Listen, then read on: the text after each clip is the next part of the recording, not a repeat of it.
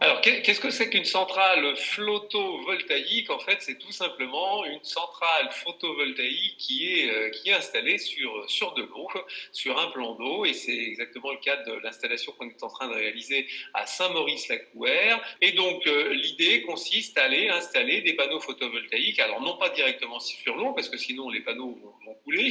En fait, nous installons les panneaux photovoltaïques sur des flotteurs qui sont eux posés sur l'eau, et les panneaux photovoltaïques donc, viennent s'installer sur les flotteurs, ce qui fait que globalement l'installation est posée comme dans un port. Voilà le principe de l'installation photovoltaïque, qui est une grande première en région Nouvelle-Aquitaine, puisque c'est notre première installation sur la région, et c'est la deuxième installation française de ce type avec ces puissances, puisqu'il s'agit d'une puissance importante.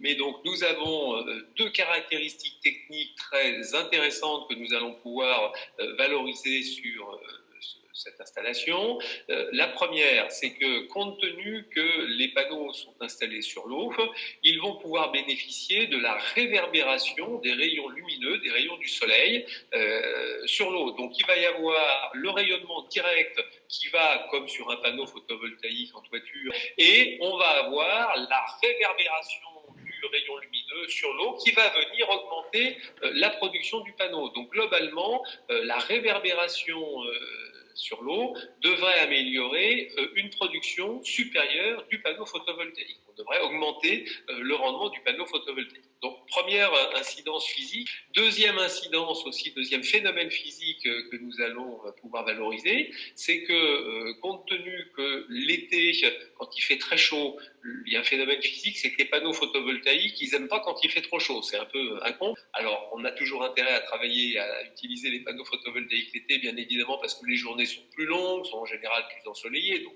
la production est évidemment bien meilleure l'été que l'hiver.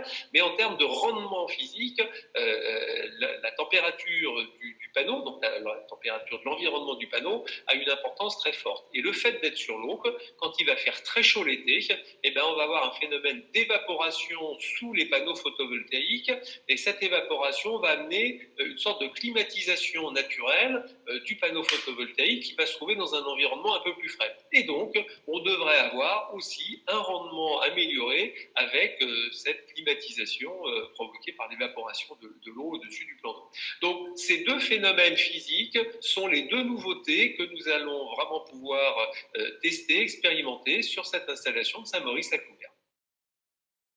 Alors, les caractéristiques de cette centrale en font une centrale de grande puissance. C'est une centrale qui va faire une puissance d'un tout petit peu moins de 3 mégawatts.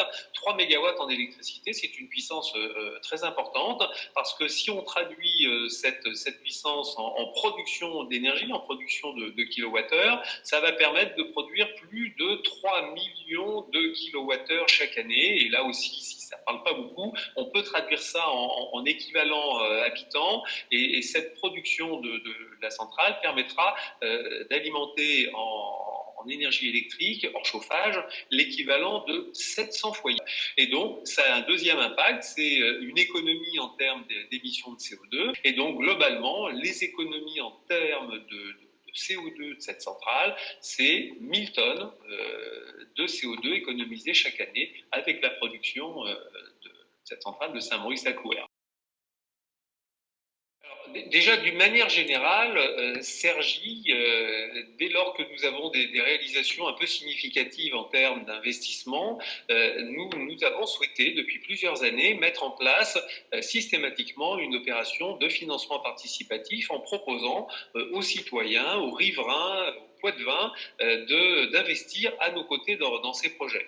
Alors, pourquoi cette volonté vraiment profonde dans notre groupe, dans notre entreprise? On est une entreprise de la sphère publique, donc notre volonté, c'est vraiment de faire des projets de territoire avec une intégration locale, une implication locale, et donc tous les projets que nous réalisons sont des projets soutenus par les maires des communes sur lesquels nous les réalisons. Depuis quelques années maintenant, la réglementation ayant évolué, il est possible d'associer directement des citoyens dans le financement de nos projets. Et c'est pour cela que sur cette opération particulièrement innovante, nous avons souhaité mettre une enveloppe de financement réservée, une enveloppe de financement participatif pour permettre aux citoyens de nous accompagner, d'accompagner cette innovation et en quelque sorte d'être acteurs eux aussi de cette activité, de cette production renouvelable. Et donc pour nous, le financement citoyen, c'est vraiment l'occasion d'associer les citoyens et de permettre aux citoyens de bénéficier de retombées économiques directes, puisque s'ils financent l'opération, ils bénéficieront des retombées économiques liées aux intérêts qui seront versés sur cette opération. Parallèlement à cette opération, nous allons également ouvrir un financement participatif sur une centrale photovoltaïque au sol qui est installée, elle par contre, sur le département de la Charente. C'est le projet de Rouzette qui est également sur le site de l'UMO, vous pouvez aller consulter, et dont l'opération va être lancée très prochainement pour permettre aux habitants du département de la Charente de souscrire à leur tour dans cette opération qui est réalisée donc en partenariat avec Qualitum, qui est le syndicat de collecte et de traitement des ordures ménagères de la Charente, et avec le SDEG 16, qui est le syndicat départemental d'électricité et de gaz de la Charente. Donc là, on est aussi sur des partenariats publics. C'est une opération qui est portée par la sphère publique dans le cadre de la société que nous avons créée avec ses partenaires et qui s'appelle Solaire Parc Charente. Donc, vous voyez, dès qu'on a l'occasion de le faire, nous ouvrons systématiquement des enveloppes de financement participatif pour permettre aux riverains et aux habitants des départements concernés d'accompagner ces projets personnels.